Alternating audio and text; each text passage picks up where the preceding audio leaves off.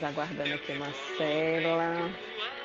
Oi, Pronto. Oi, Marcela, boa noite. Seja bem-vinda. tudo jóia. Tudo jóia. E aí eu estava conversando aqui com o pessoal. Hoje temos muitas pessoas interessadas aqui nesse tema.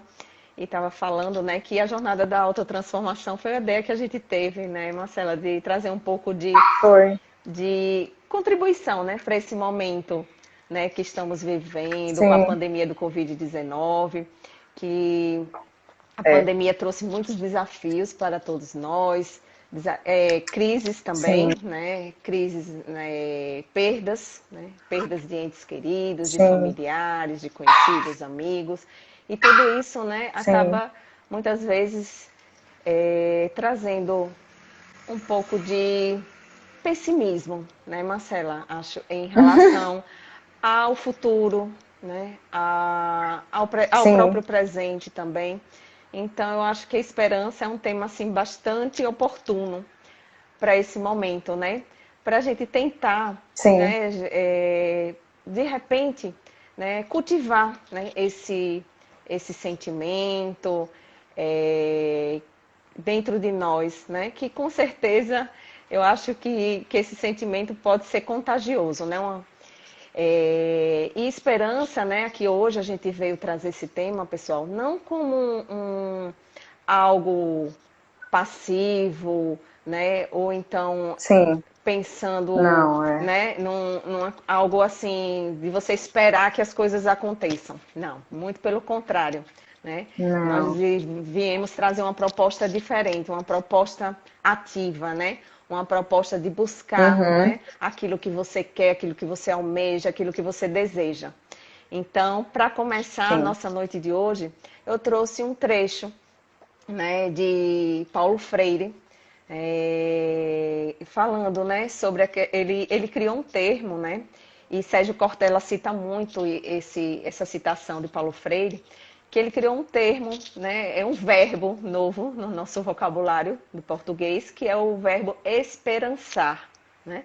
Então ele fala bem assim: uhum, é preciso ter esperança, mas ter esperança do verbo esperançar, porque tem gente que tem esperança do verbo esperar, né? E esperança do verbo esperar não é esperança, é espera. Esperançar é se levantar, é ir atrás, é construir, né? É não desistir, certo? Esperançar é uhum, levar adiante, esperançar é juntar-se com outros para fazer de outro modo. Né? Que tudo aquilo que foi uhum, colocado no papel, agora quando chega no final do ano, né, meados de Natal, a gente acaba ficando mais introspectivo, né? E a gente acaba também procurando estabelecer metas para o ano seguinte, né? Então, tudo aquilo que a gente sim, coloque no papel ou nos planos, né, a gente buscar que essas coisas se realizem, certo? Que a gente consiga muitas vezes mudar a nossa atitude, a nossa mentalidade, né? Muitas vezes a gente está com aquela mentalidade de fracasso, de medo, de uhum, desistir, né? Que a gente mude essa perspectiva, certo? É com base, tudo isso tem que ser baseado no nosso propósito. Então a gente tem que ter bem claro aquilo que a gente quer para a nossa vida. Né? Então, isso a gente trabalhou muito sim, ao longo desses encontros que a gente teve aqui da jornada da autotransformação. E isso não é uma coisa fácil, né, de ser alcançada, como a gente já falou, né, Marcelo? É uma coisa que tem que ser construída dia a dia, certo? Quem ganha com isso é quem sim, toma à frente as mudanças, que a gente seja protagonista das nossas histórias, das nossas histórias de vida, das nossas uhum, escolhas. Então, eu vou passar a palavra agora para a Marcela, para ela trazer também um pouco da visão, né, da psicologia em relação a esse tema, né, esperança. então, oi Laila, boa noite a quem está assistindo a gente agora, que vai assistir depois, né, eu sou a Marcela Tete, eu sou psicóloga, trabalho na Faculdade de São Luís de França, né, como professora e psicóloga lá também. O tema da esperança é muito bom, isso que você colocou, né, esse convite de pensar a esperança como algo a ser construído, né, e não simplesmente esperar cair do céu, é muito positivo e é produtivo. Né? Na psicologia, a gente entende o indivíduo como sujeito criador. Né? Então, o indivíduo ele não é passivo no mundo. As coisas estão acontecendo, o tempo está passando e o indivíduo está à mercê das mudanças. Não é isso. O mundo orienta, né, o nosso desenvolvimento. Quem eu sou depende da minha cultura, da história da minha família, da história do meu país, né? Do momento em que eu nasci, século XXI, século XX, etc. Mas eu construo o mundo que eu vivo, né? Eu sou sujeito agente. Então, essas coisas todas, né, todos esses fatores me criaram, mas eu, enquanto sujeito intelectual, eu raciocino, eu sinto, né? Eu me articulo com outras pessoas, eu vou lá e eu proponho mudanças. Então, se eu fui educada, né, na minha história de vida por gerações que me disseram fazer algo, eu não sou meramente passivo, eu não recebo essas orientações, essa educação passivamente. Eu recebo essa educação, analiso de forma ativa, reflito se ela é útil de fato para mim, coloco em prática se ela é útil, se ela não é, eu crio novas tradições. E aí, inclusive, essa minha resolução eu passo para as próximas gerações, para os meus filhos, para os meus netos, e educo também meus amigos, amigas, as pessoas com quem eu convivo. Então, é esse movimento de colocar-se de forma reflexiva e ativa sobre o mundo que vai também produzindo esse mundo e criando diferença. E aí a história da vida da humanidade é a história da diferença. A cada novo século, a cada nova década, a cada novo milênio, a gente está entregue, né, a novas coisas. Então, isso só pode acontecer porque eu acredito que existe algo mais na frente. Eu tenho esperança, né, de que existe algo lá na frente. Então, a vida, ela não está dada de forma totalitária. Ela é uma criação, né? Ela é uma produção constante. E eu só posso construir se eu acredito que algo mais na frente vai ser mudado com a minha interferência, se eu tenho uma crença, né, em algo maior, em algo benéfico, para que eu possa intervir no mundo que eu vivo. Então, é extremamente pertinente essa ideia. Muito. E Marcela, e a gente tem visto, né, como tem sido difícil, né, cultivar esse sentimento, principalmente agora, né, decorrente dessas perdas, né, que a gente vê muitas pessoas. Eu particularmente não tive assim na minha família, nem graças a Deus nenhuma perda, nenhuma morte direta assim decorrente do Covid-19. Mas eu tento ter uma empatia, né, criar esse sentimento e me colocar no lugar de pessoas que tiveram familiares próximos. Sim. E acabaram perdendo, né, entes queridos. Como é difícil, né, Marcela, trabalhar esse luto, tentar vencer, né, esse sentimento de tristeza decorrente disso e tentar, né, retomar a vida e também, vamos dizer assim, reanimar, reviver essa chama, né, de esperança dentro de si. Sim. E aí, como é que você acha que essas pessoas, né, elas podem tentar, né, resgatar isso dentro delas? O que é que você... O cotidiano. No cotidiano.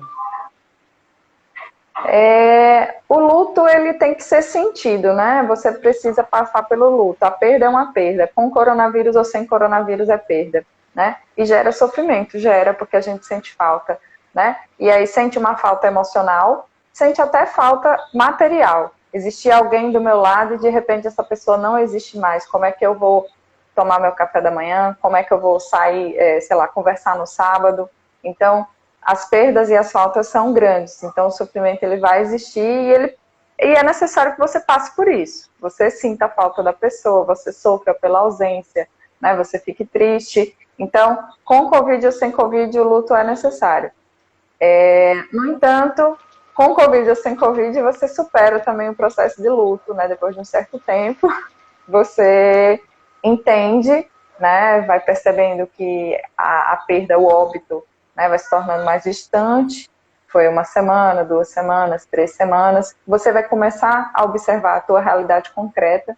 E é muito importante manter a consciência no presente, que é uma coisa que a gente vem falando também já nas últimas semanas, né? E construir um novo sistema de hábitos, né? Construir um novo esquema de rotina, uma nova rotina, em que você vai viver com a ausência daquela pessoa e vai criar uma vida preenchida, completa, sem aquele outro.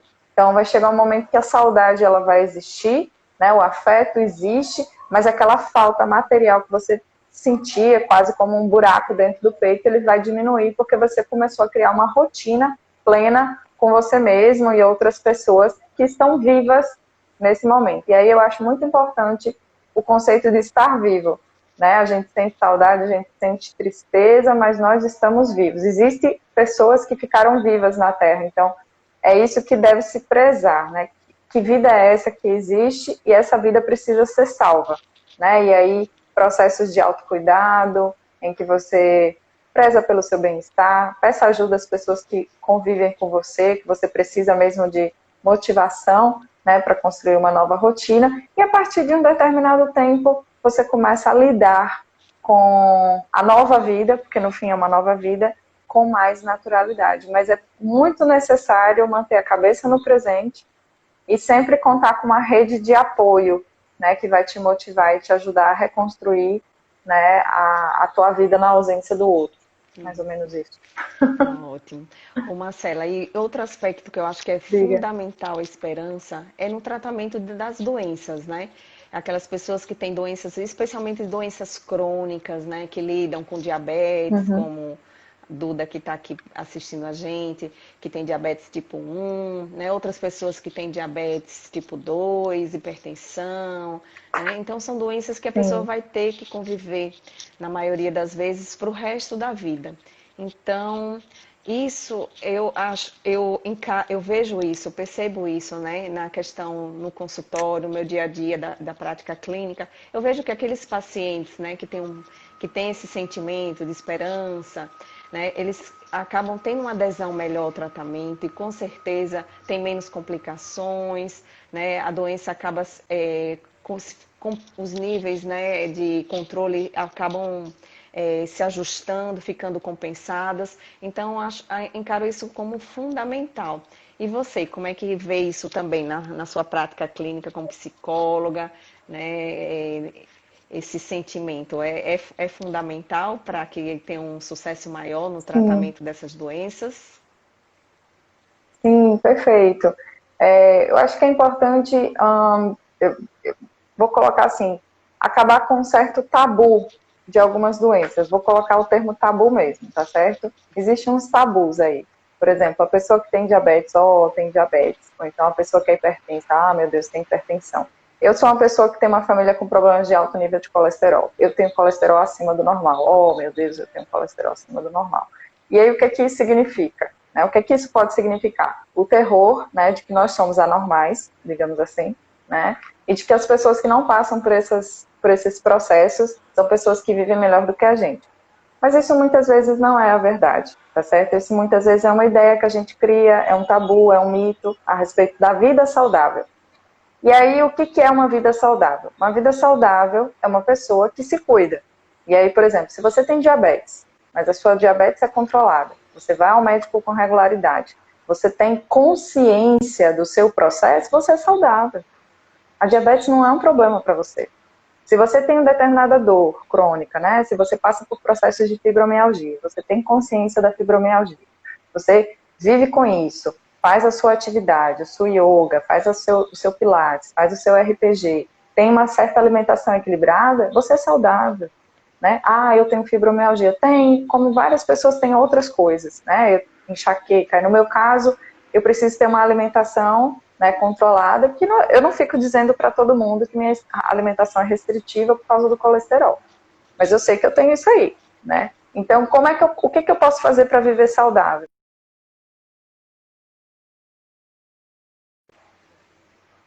Deu uma travada aqui. Voltou. Oi, Voltou. pronto. Enquanto, por exemplo, algumas pessoas comem algumas coisas, eu não vou comer, né? Porque eu tenho uma avó que morreu de infarto, e daí vai ter um histórico mesmo. Então, o que é isso? Nós somos pessoas que têm problema de saúde? Não, a gente está ali, né, o tempo todo com a equipe ali, sabendo do nosso problema, né, você fazendo seus exames regulares. Se você vai para a sua equipe de saúde, e aí o médico nas especialidades necessárias para você, né, terapeuta, professor de educação física, talvez um personal, alguém que cuide de você, um nutricionista, um nutrólogo, né, a medicação necessária que você precisa tomar, né? A medicação não é não é um bicho-papão, a medicação não é um monstro, a medicação é um instrumento de auxílio para a tua vida, para a tua qualidade de vida.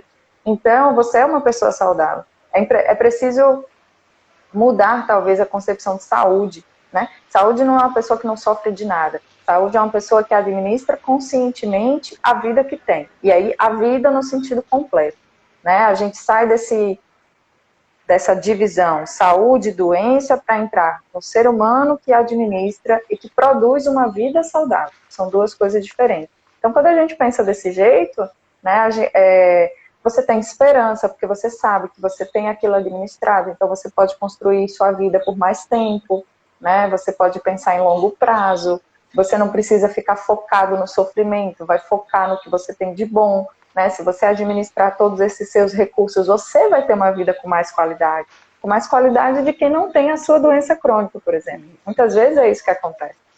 E, na verdade, Então, né, a medicina preventiva, ela prega, na verdade, hábitos de vida saudáveis, independente, né, se você tem ou não tem doenças. E, e outra coisa importante é que a doença não define aquela pessoa. Na verdade, né, perfeito.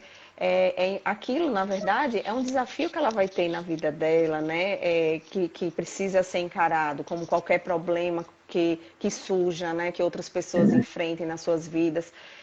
Seja de saúde, seja financeiro, né? Então, são problemas que a pessoa precisa administrar bem. E mesmo que uma pessoa, de repente, Sim. ela seja saudável, né? Se ela não cultivar hábitos saudáveis, a partir de um certo momento da vida vão surgir problemas, né, de saúde. Então, Tem razão. ter esse autocuidado é fundamental, né? E quanto antes a gente começa a ter É, essa consciência, essa concepção de que a gente precisa cuidar, né, do nosso corpo físico, da nossa mente, então, quanto antes, melhor, né? Então, isso é fundamental. exatamente. E, Marcela, Perfeito. também, né, a gente tem visto, pessoal, se vocês tiverem dúvidas, podem colocar aqui, tá certo? Sim. Então, uma coisa que eu tenho visto também, que a pandemia tem, né, aumentado muito o diagnóstico, né, de doenças, surgimento, aparecimento de doenças, transtornos de saúde mental. Uhum. Né, Marcela, você atribui isso, né, isso pode ser uma causa desse aumento dessas doenças, a falta de esperança? Sim, sim. A gente, né, saiu ano passado um índice da Organização Mundial da Saúde que o Brasil hoje é o país com o maior número de pessoas ansiosas no mundo, né? A gente bateu o recorde e na América Latina a gente só perde para os Estados Unidos em índice de depressão, né? E a depressão, por exemplo, é a tristeza profunda de que você não vê sentido na vida presente, né? Então, sim, você perdeu a esperança, você não acredita que tua vida mais na frente pode ser melhor. Você sim, você não vê luz no fim do túnel, né? Você não acha que vai ficar boa a tua vida. Então você sofre porque algo que era muito bom deixou de existir, né? Você sequer consegue pensar que pode ser melhor, que o teu futuro pode ser melhor do que o que você vive hoje ou do que viveu no passado. Então sim, é falta de esperança. E a ansiedade é uma prisão, né? É um aprisionamento. Você vive no futuro, mas o viver no futuro de uma forma desgraçada. Porque o ansioso, ele não pensa que coisas boas vão acontecer. Ele sempre pensa que vai acontecer uma coisa muito ruim e é por isso que ele fica nervoso, respirando alto, suando frio, porque ele está sempre pensando na desgraça que vai acontecer no futuro. Então, de certo modo, é uma falta de esperança, porque se você pensasse constantemente no futuro só coisa boa, não tinha mal nenhum. Isso. Com certeza, Marcela. Então é isso. E aí eu também trouxe outra citação, né, que eu acho bastante interessante, Sim. de Cortella, né, Mário Sérgio Cortella, que ele fala bem assim: não confundamos a esperança do verbo esperançar com a esperança do verbo esperar, né? Violência, o que posso fazer, né? Espero que termine. Desemprego, o que posso fazer? Espero que resolvam. Fome, o que posso fazer? Espero que impeçam. Então, mostrando, né, uma atitude bastante passiva.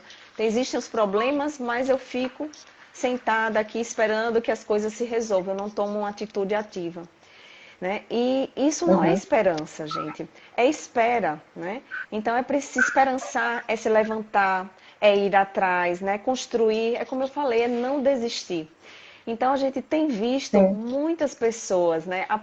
A gente tem visto muito lado negativo, mas também tem muitas pessoas fazendo trabalhos, né? Muito bonitos, desenvolvendo trabalhos, né, de auxílio, né, a pessoas necessitadas, campanhas, né, de ajuda. Então a gente tem visto também muita bondade, né, nesse período aí Sim. afora. Então a gente é importante a gente não focar apenas no aspecto negativo. E quando, né, porque esse bombardeio de informações negativas acabam fazendo a gente ficar desiludido, tristes. Então, muitas vezes é importante a gente dar uma pausa, limitar o número dessas informações que a gente recebe e buscar, né? Uhum. Coisas boas, assistir um filme engraçado, uma comédia, né, romântica, de repente, que faça você rir, né, uma apresentação artística de um cantor, uma apresentação de dança. Isso é também Sim. importante, né, para tentar trazer, né, acender essa luz, né, de esperança aqui dentro da gente, porque não existe só coisas ruins, né? Então, eu achei bem Uhum. interessante, hoje que eu estava assistindo uma palestra de um psicólogo chamado Rossandro Klingen, e aí ele falou, né, uma coisa interessante. Existe maldade no mundo? Existe, né? Mas se você for É. analisar quantas pessoas ruins, né? Quantos inimigos, né? Pessoas maldosas você conhece, né? E comparar quantas pessoas boas, positivas você conhece, né? Quem é que vai nessa balança, né? Quem é que vai prevalecer, né? Então, com certeza são as pessoas boas. A gente conhece muito mais pessoas Sim. bondosas do que maldosas, né? Então, há esperança no mundo, né? Isso já é uma coisa que Sim. nos ajuda, né, a ter esperança. E você, Marcela, como é que Certamente. tem encarado nessa questão aí de como é que as pessoas, né, podem cultivar essa esperança, né? Você como é que você tem orientado seus pacientes?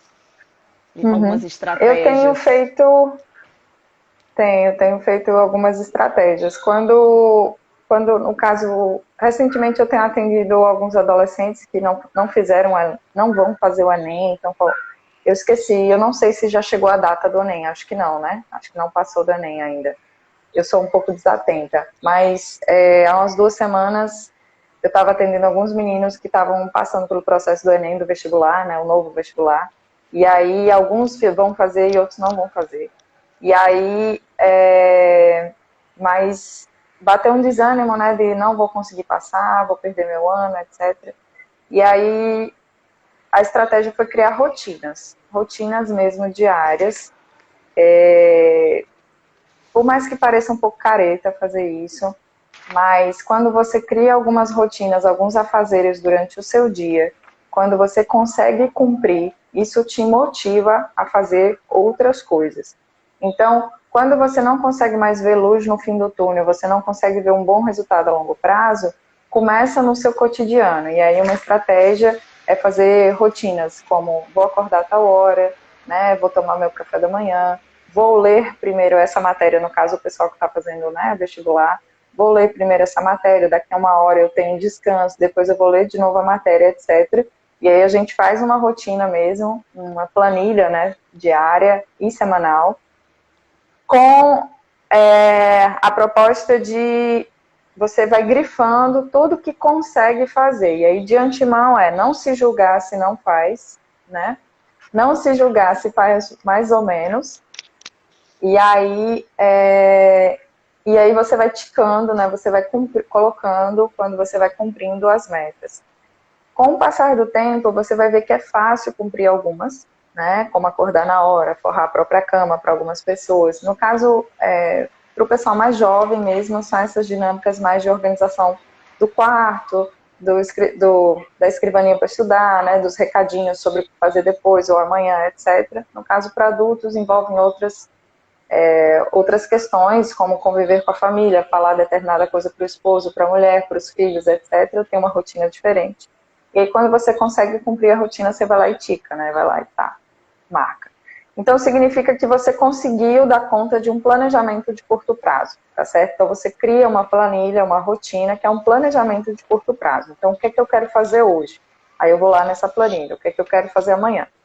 Depois de um certo tempo, quando a gente vai conseguindo cumprir, né, algumas etapas, alguns itens da rotina, ou então você já começa, depois de 2 ou 3 semanas, a cumprir a rotina diária toda, aí a gente começa a pensar num plano de médio prazo. Mês que vem, né, vamos alcançar o quê? Daqui a 2 meses vamos alcançar o quê?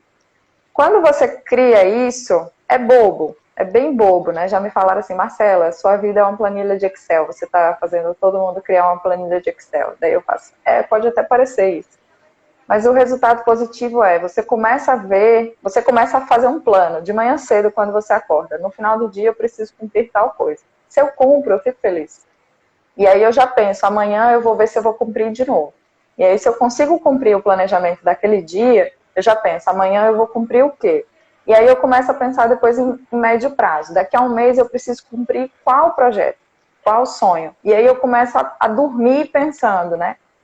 Quero logo que chegue amanhã, porque faltam tantos dias para que eu vá alcançar determinado resultado. Né? São objetivos que o objetivo final é o seu propósito maior, né, Marcela? Exato. E aí você dorme com aquela esperança. O que é isso? Porque você espera mesmo que o dia seguinte chegue, porque se o dia seguinte chegar, você vai cumprir aquele plano, né, que vai deixar mais próximo o seu projeto do mês que vem, do mês daqui a 2 meses, e aí você de fato começa, por mais que esteja em pandemia, por mais que esteja em coronavírus, por mais que esteja com desafios, por mais que você precise ler online, né, que é o maior desafio hoje que eu encontro, você consegue, você tem esperança de que vai conseguir, você tem esperança de que vai obter bons resultados, né? Então, é uma estratégia. Então, funciona. Você ia até fazer uma recomendação de um livro, né, Marcela, para o pessoal? Tem um livrinho que ficou famoso, eu vi, quem citou ele recentemente foi um cara que trabalha com o Cortella, é o Leandro Carnal. Sim, sim. Chamado O Poder do Hábito. O Poder do Hábito, ele fala o seguinte, você que quer mudar de hábitos, né? Você tem um hábito que é nocivo para você, que te faz mal, o que fazer para você criar novos hábitos que venham a melhorar a sua vida?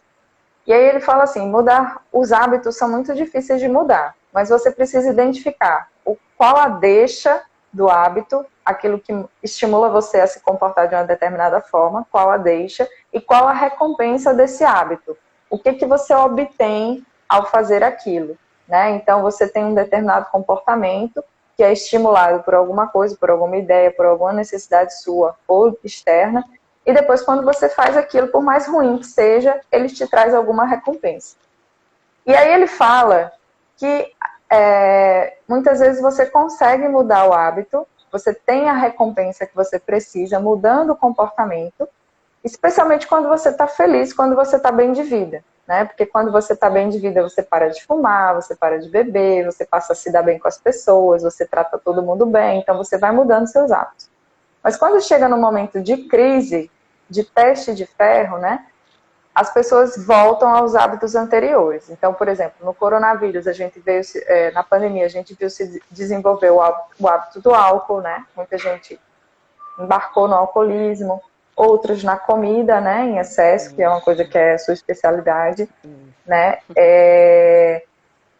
Em algumas coisas nocivas para si mesmo, brigar mais, né, com as pessoas, etc. Então, por mais que você tente, você volta ao hábito antigo diante do desafio. E aí ele fala que o que diferencia as pessoas? Quem são as pessoas que mudam os hábitos e permanecem com os novos hábitos no desafio? O que elas fazem de diferente das que voltam atrás? Aí ele chegou à conclusão, né, depois de algumas pesquisas que ele fez, que o que diferencia as pessoas é a fé. É a esperança. Então, aquele que muda o hábito e diante do desafio continua com o novo hábito, é uma pessoa que tem fé. É uma pessoa que tem fé em si mesmo, fé em Deus, fé nas outras pessoas. Ela tem esperança de que por mais que tenha ali o desafio, ela vai conseguir permanecer no bom caminho, né? Com um novo comportamento. Se você não tem fé, na hora que esbarra no desafio, você não dá continuidade. É o que eu sempre falo, né? Como eu sou endocrinologista, então eu recebo muitos pacientes, né, com excesso de peso. Então é um tratamento, né, crônico, de longo prazo. Então, que requer, né, mudança de hábitos. E como você bem falou, mudança de hábitos é algo muito difícil, né? Porque requer, além de ter uma questão de um objetivo, um propósito maior, né? Uma persistência, né? Então, é muito comum, né? A falha no tratamento, o reganho de peso, porque não há uma persistência, né? Desses hábitos que foram incorporados, mas que não se tornaram uma coisa, né, persistente. Então, muitas vezes as pessoas acabam reganhando peso. Então, eu costumo falar, quando os pacientes chegam, né, no meu consultório, primeira coisa que eu falo, qual é o seu objetivo, né? O que que você veio buscar? Então, muitas vezes, a pessoa tem um objetivo pequeno, vamos dizer assim, né? E aí eu tento trazer para o paciente um objetivo mais amplo, maior, né? E que isso se transforme no propósito de vida dele. Porque é porque eu quero perder peso por conta do verão. Então, mas o que é mais importante, né? Eu coloco sempre para os pacientes. O verão, né? A estação do verão, que é uma estação passageira, ou a sua vida, a sua saúde, de uma forma geral. Então, eu tento colocar isso, né? De uma perspectiva maior. Então, o meu propósito é saúde. No final de tudo, é a saúde, né, que deve vir. Na verdade, ela deve vir em primeiro lugar, né? A estética é uma consequência. Mas muitas vezes a gente sabe, né, que a mídia bombardeia a gente, então a gente acaba sendo muito influenciado, né, nessa questão da estética. Então, eu acabo tentando, né, trazer esse insight, esse despertar, né, do que é mais importante, né? Então, quando a pessoa tem um objetivo mais amplo, um propósito de vida, ela vai galgando, né, passo a passo. Não é fácil, né? Não estou dizendo que esse processo é fácil. Não, é difícil, né? Tem muitas recaídas, mas é sempre tempo e momento de retomar, de recomeçar, né, novamente. E com o tempo, né, a gente vai tornando isso, fortalecendo esses laços. Com o amadurecimento também, isso acaba também ficando mais factível, né, de ser atingido. Então, quero passar a palavra agora para a Marcela, né, para que ela possa, né, dar seguimento agora ao momento dessa jornada que é tão esperado, né, que é o momento da meditação voltada para esse tema, que é tão importante. Mas antes eu queria deixar só uma frasezinha que eu achei assim importantíssima, né? O que a falta de esperança, né, traz, né? A tragédia não é quando o homem morre. A tragédia é aquilo que morre dentro do homem enquanto ele está vivo, que é a esperança. Então é importante, né, a gente tentar restaurar isso dentro da gente. E com certeza, né, quando a gente restaura isso, a gente acaba contagiando, né, as pessoas ao redor. E passamos a ser, vamos dizer assim, multiplicadores, né, desse sentimento que é tão importante, né, para uma vida plena, uma vida feliz, né? Então, eu queria deixar essa mensagem e vamos para o momento da meditação. Muito bem. Eu queria só deixar um beijo aqui para uma aluna minha, que é a Luzimilka, a irmã Milka. Saudade de você também. Ela se mudou, foi para Pernambuco. Então, vamos lá. Tem uma coisa que eu acho interessante, que eu acho que você se depara com isso também no seu consultório, que muitas vezes eu pergunto para as pessoas o que é que você quer, né, de verdade, o que é que você gosta, quais são as coisas que você gosta de fazer no seu cotidiano, né, para que a gente potencialize, e as pessoas têm dificuldade de dizer para mim o que gosta, tá? Eu não sei do que eu gosto, doutora. Daí eu falo, como assim você não sabe? Não, eu não sei. Se a senhora me perguntar o que eu não gosto, eu sei dizer várias coisas, mas o que eu gosto, eu não sei mais. E aí, assim, quando a gente quer mudar de vida, criar uma nova rotina, é importante ter consciência do que você de fato gosta, do que te faz bem, né? Do que produz uma vida com qualidade para você. E aí, muitas vezes, As Isso é a pessoas já se questão do perderam um pouco do... autoconhecimento, né, Marcela? As pessoas muitas vezes não se conhecem de verdade, Não, né? isso. Perfeito, é isso mesmo. E aí algumas pessoas falam assim, quando eu era adolescente, quando eu era criança, eu tinha mais segurança das coisas que eu gostava, né? Com o passar do tempo, eu fui perdendo, né, esse contato comigo mesmo, com as coisas que eu gostava. Então a gente vai fazer uma experiência que é a seguinte, a gente vai retornar, vai tentar retornar a algum momento da infância ou da adolescência em que você tinha um projeto, você tinha alguma coisa que queria muito, que talvez assim, projetava quando fosse adulto fazer, mas que se perdeu. E aí vamos tentar resgatar essa ideia, esse sonho, esse projeto, que por mais que seja irreal, que seja impossível hoje de realizar, mas vamos pensar depois em como encaixar esse projeto, né, essa ideia, esse hábito na vida atual.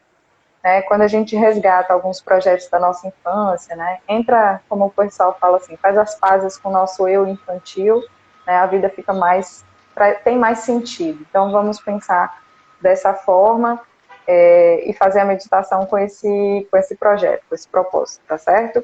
Então vamos sentar de forma ereta, tenta esticar o pescoço, abre bem os ombros, coloca os ombros para trás e para baixo, vai fechando os olhos, vai se acomodando na sua cadeira, no seu sofá, se você estiver no chão, ou na cama, deitada, deitado. Procura vai relaxando o seu corpo e respirar de forma mais lenta. Tenta trazer qualidade para a sua respiração, acaso você esteja, né, com a respiração acelerada, o coração batendo mais rápido, vai suavemente respirando mais devagar e, consequentemente, fazendo o seu coração bater mais devagar. Você vai inspirando completamente, preenchendo os pulmões de ar, imaginando que a respiração acontece do seu pé até a ponta do seu cabelo. Você preenche o corpo todo de ar. Então, na sequência, vai soltando esse ar como se você esvaziasse o corpo inteiro, todas as suas células, até não sobrar mais nada. Inspira novamente, preenchendo seu corpo de ar. E depois, suavemente, exalando e tirando todo o ar de dentro do seu corpo. Pensa exatamente isso, que seu corpo inteiro respira.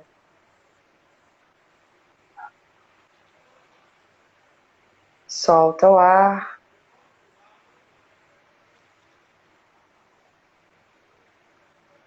Continua com esse ciclo de respiração. Vai percebendo seu olhar interior se voltando cada vez mais para dentro. O seu universo interno vai ficando muito maior. Você vai crescendo. Os estímulos do lado de fora vão perdendo a sua força. Você vai olhando cada vez mais para dentro.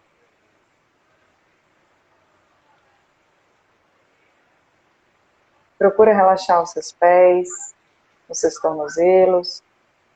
Relaxa os seus ombros, o seu pescoço. Relaxa os dedos das mãos. Relaxa os punhos. Relaxa suas pernas. Observa a sua coluna e tenta relaxar a sua coluna. Deixa a sua barriga expandindo e diminuindo de tamanho, com tranquilidade. Imagina seus órgãos saudáveis em seu abdômen. Quanto mais lenta for a sua respiração, mais saudáveis são os seus órgãos.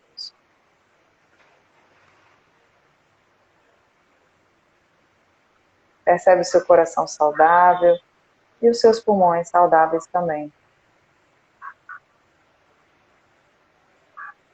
Deixa a sua testa lisa, Solta suas bochechas. Relaxa sua boca.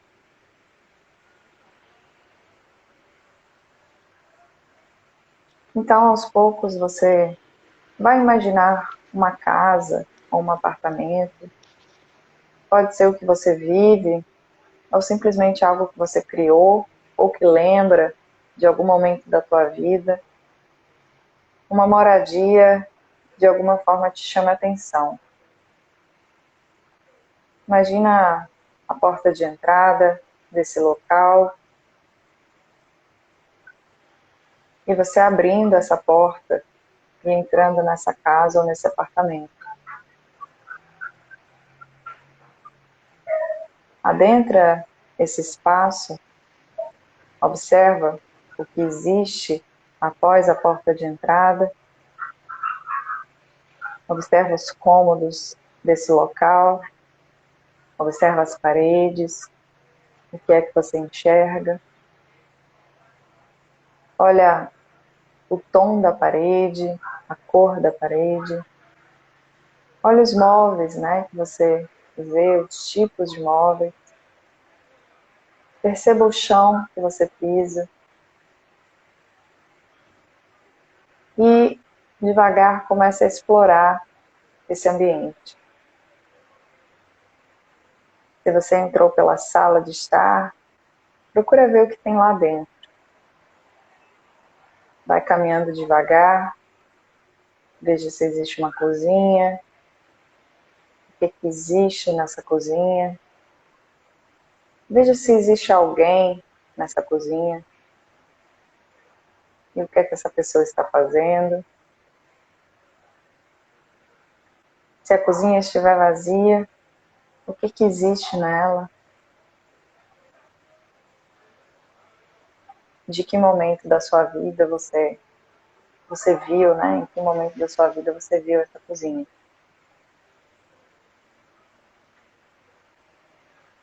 Passe novamente para outro cômodo da casa.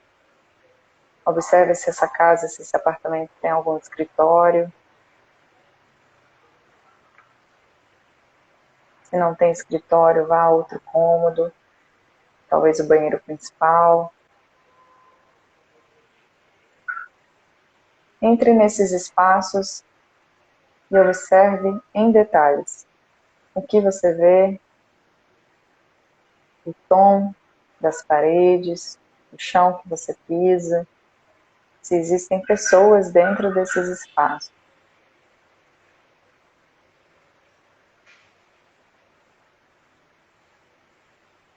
Registrando o que você acabou de fazer, você vai sair desse cômodo e vai observar que tem mais outros cômodos nesse ambiente que você precisa ver.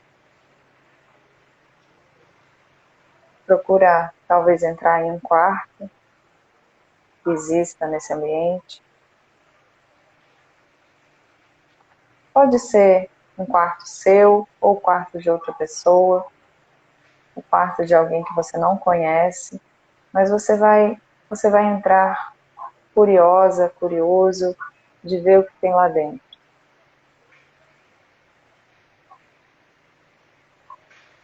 Observa o espaço, observa os itens que existem,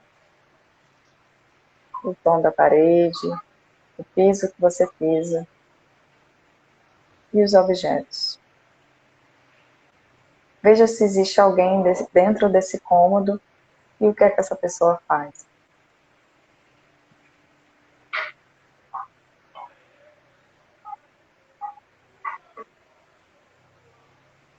Saia desse cômodo mais uma vez e busque entrar em outro cômodo. Talvez em outro quarto, talvez em uma sala de brincar, talvez em uma varanda. Fica a seu critério, mas investigue esse espaço da mesma forma. Você vai observar o ambiente, os objetos que existem nesse ambiente, a cor da parede, o chão que você pisa e se existe alguém lá dentro. O que faz essa pessoa nesse momento?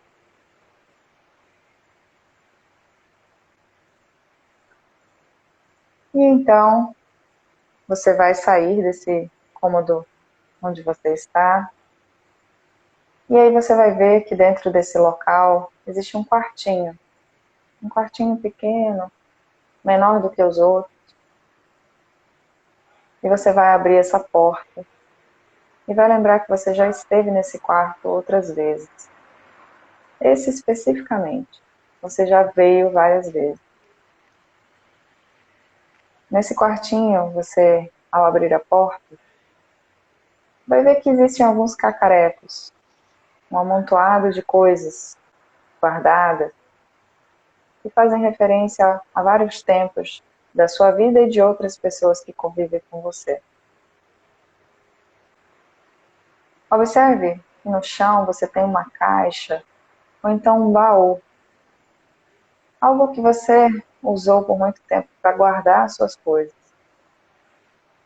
Pode ser uma caixinha de sapato, que você guardava lembranças, ou um baú mesmo de madeira, um cadeado, que você usava para trancar as coisas. Um compartimento no guarda-roupa, em que você botava, né, os itens de lembrança, o papel de carta, o papel da bala que você chupava, dos presentes que ganhava. Vai para esse espaço que você já identifica onde fica e sabe que estão ali, né, todas as suas memórias. Abre a porta, né, dessa caixa, desse guarda-roupa, desse baú. Tira a tampa, tira isso que impede a visão do que tem lá dentro. E começa devagar a resgatar esses itens, um por um. Vai tirando dentro dessa caixa, dentro desse baú, desse guarda-roupa. Vai observando o que você está tirando aí de dentro. O que você guardou as 7 chaves em algum momento da tua vida. E que você pode verificar agora. À medida em que você tira os objetos, você vai lembrando de momentos muito específicos da sua vida, talvez da sua infância, da sua adolescência, do início da fase adulta, da sua juventude. Vai resgatando algumas alegrias, algumas tristezas, alguns fatos, né? Talvez você guardasse notícias do que acontecia no país e no mundo. Então você vai começar a buscar dentro desse guarda-lembranças alguma coisa que te motivava bastante na tua vida, na tua história de vida.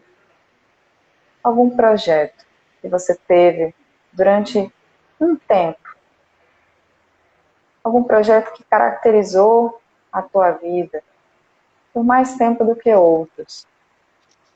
Algum sonho que te mobilizou e fazia você acordar todos os dias querendo esse sonho, querendo alcançar esse sonho. E esse sonho pode ser qualquer coisa. Viajar para Disney, fazer aquela faculdade que nunca existiu, você sempre achou que ia fazer faculdade para cantar, para ser cantora, mas depois descobriu que isso não existia. Resgata, talvez, a vontade de andar de foguete, de ir até a Lua. Resgata aquele projeto de um dia comprar uma bicicleta com suas economias. Talvez comprar o seu primeiro carro, mesmo que você tenha feito algum tempo depois. Resgata esses projetos que te mobilizaram por bastante tempo, que te deram ânimo todos os dias, fizeram você acordar, né, achando que tinha descoberto a solução de todos os seus problemas. Lembra como você se comportava, A esperança que você tinha todos os dias e a certeza de que você iria alcançar aquilo ali. Mesmo que as pessoas dissessem que era difícil, mesmo que talvez fosse impossível, você mantinha essa ideia na tua cabeça, porque existia uma certeza de que você iria conseguir, que você iria fazer aquilo que você queria. Lembra em detalhes como era aquela sensação, a felicidade que era todos os dias acordar e trabalhar em função dessa realização.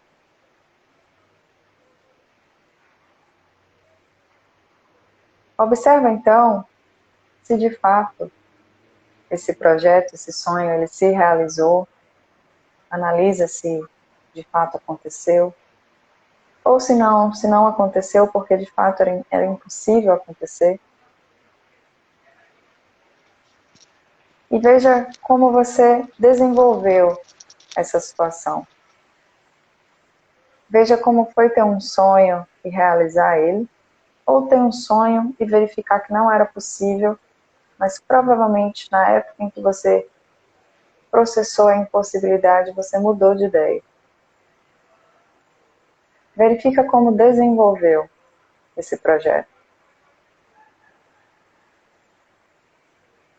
Se você conseguiu realizar aquele sonho naquela época,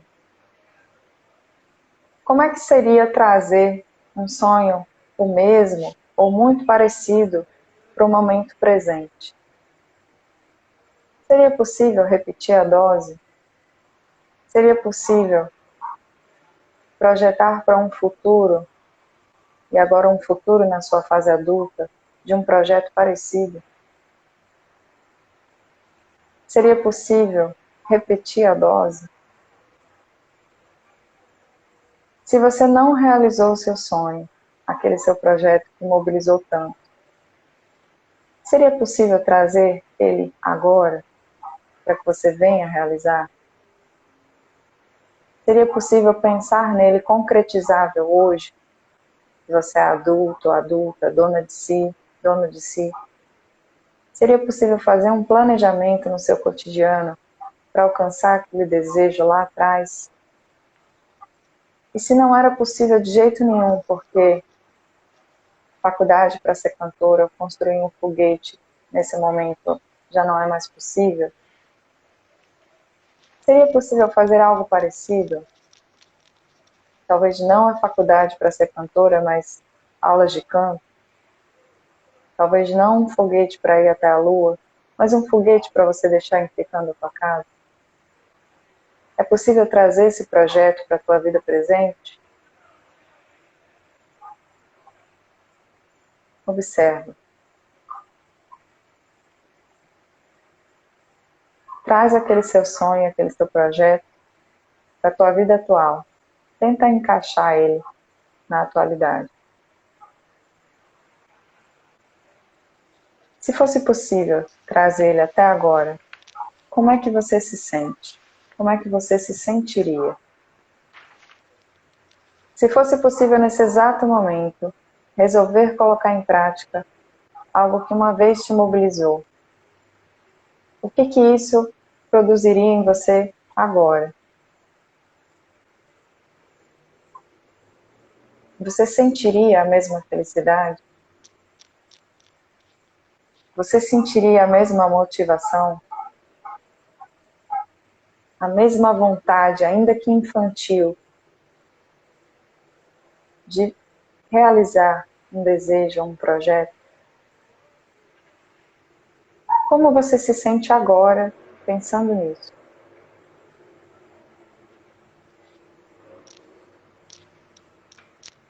Observa como você se sente, observa o grau de concretude desse projeto. Marcela, a gente só tem 3 minutos.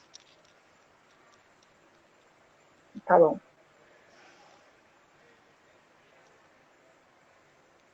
Então, devagar,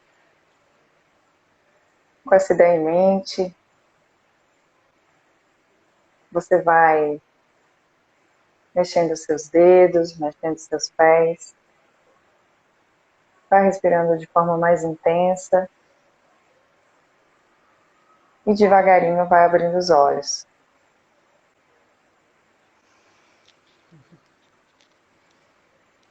Eu espero que essa experiência tenha trazido, né, alguma luz sobre projetos de vida, sobre resgates, né, do que vocês precisam, do que a gente precisa cotidianamente. E eu encerro minha participação já no limite do tempo.